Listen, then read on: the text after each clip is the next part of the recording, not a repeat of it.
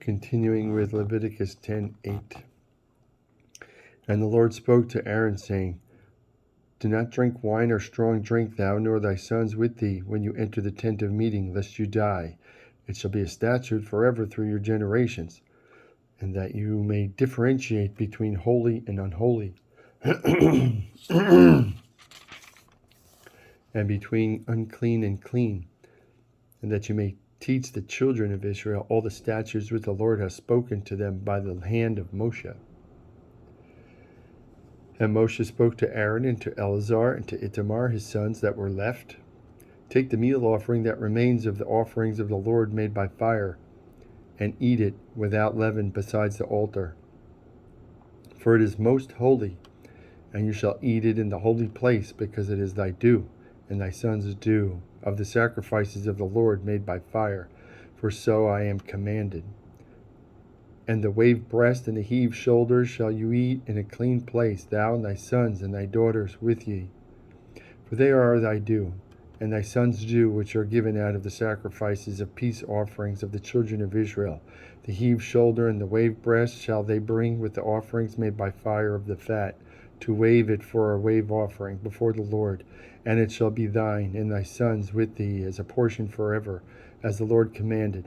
And Moshe diligently sought the goat of the sin offering, and behold, it was burnt. And he was angry with Eleazar and Itamar, the sons of Aaron, that were left alive, saying, Why have you not eaten the sin offering in the holy place, seeing it is most holy, and God has given it to you to bear the iniquity of the congregation, to make atonement for them before the Lord? Behold, the blood of it was not brought in within the holy place. You should indeed have eaten it in the holy place as I commanded.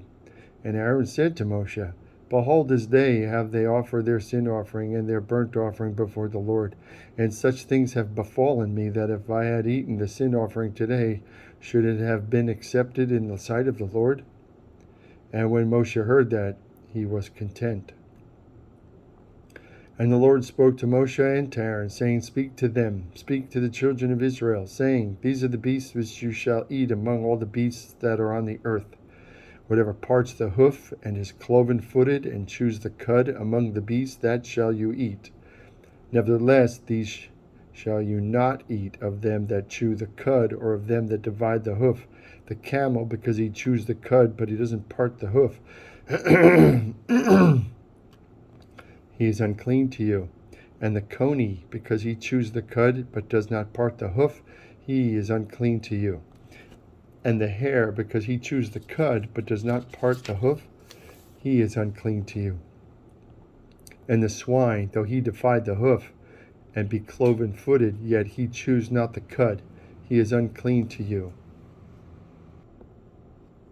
Of their flesh you shall not eat, and their carcass shall you not touch, they are unclean to you.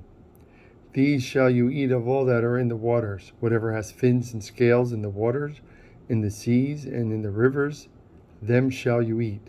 And all that have not fins and scales in the seas and in the rivers, of all that move in the waters, and have any living thing which is in the waters, they are abominable to you, and they shall be abominable to you. You shall not eat of their flesh, but their carcasses you shall abominate. Whatever has no fins or scales in the waters, that shall be an abomination to you. And these are they which you shall have in abomination among the birds. They shall not be eaten. They are abominable. The eagle and the bearded vulture and the black vulture and the kite and the buzzard after its kind, every raven after its kind, and the owl and the kestrel and the gull and the sparrow hawk after its kind, and the little owl and the fish fowl, and the great owl and the barn owl, and the jackdaw and the gier eagle, and the stork and the heron after her kind, and the hoopoe and the bat.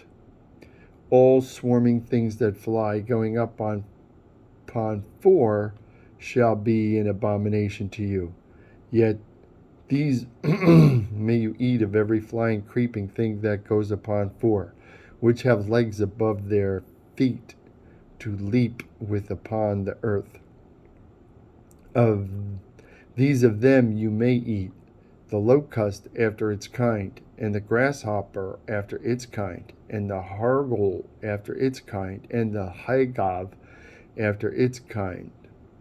But all other flying creeping things which have 4 feet shall be an abomination to you, and for these you shall be unclean. Whoever touches the carcass of them shall be unclean until evening. And whoever bears aught of the carcass of them shall wash his clothes and be unclean until evening. The carcasses of every beast which parts the hoof, and is not cloven-footed, nor chews the cud, are unclean to you. Every one that touches them shall be unclean. And whatever goes upon its paws, among all manner of beasts that goes on all 4, those are unclean to you. Whoever touches their carcasses shall be unclean until evening. And he that bears the carcass of them shall wash his clothes and be unclean until evening. They are unclean to you. These also shall be unclean to you among the creeping things that creep upon the earth, the rat and the mouse, and the tortoise after its kind, and the gecko, and the monitor, and the lizard, and the skink, and the chameleon. These are unclean to you among all that creep. Whoever touches them when they are dead shall be unclean until evening, and whatever any of them falls upon when they dead shall be unclean, whether there be any vessel of wood or clothing or skin or sack, whatever vessel it be in which any work is done, it must be put into water, and it shall be unclean until evening. Then it shall be clean. And every earthen vessel into which any of them fall, whatever is in it shall be unclean, and you shall break it. Of all food which may be eaten, that on which water comes shall be unclean, and all drink that may be drunk in every vessel shall be unclean, and everything upon which any part of their carcass falls shall be unclean with it, whether it be oven or ranges, they shall be broken down, for they are unclean, and shall be unclean to you.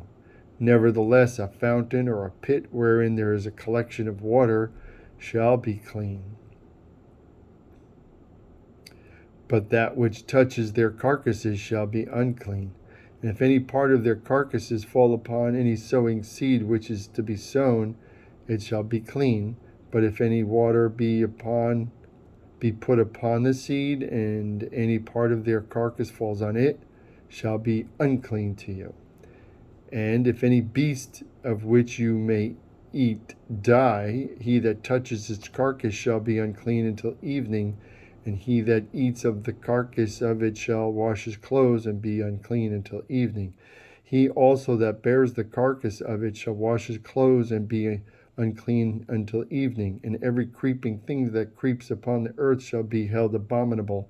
It shall not be eaten. Whatever goes up on its belly, and whatever goes upon 4, or whatever has many feet among all creeping things that creep on the earth, them shall you not eat. For they are an abomination. You shall not make yourselves abominable with any creeping thing that creeps, neither shall you make yourselves unclean with them, that you should be defiled by them. For I am the Lord your God. You shall therefore sanctify yourselves, and you shall be holy, for I am holy. Neither shall you defile yourselves with any manner of creeping thing that creeps on the earth. For I am the Lord that brings you up out of the land of Mitzrayim to be your God. And you shall therefore be holy, for I am holy. This is the Torah of the beasts, and of the birds, and of every living creature that moves in the waters, and of every creature that creeps on the earth, to make a distinction between the unclean and the clean, and between the beast that may be eaten and the beast that may not be eaten.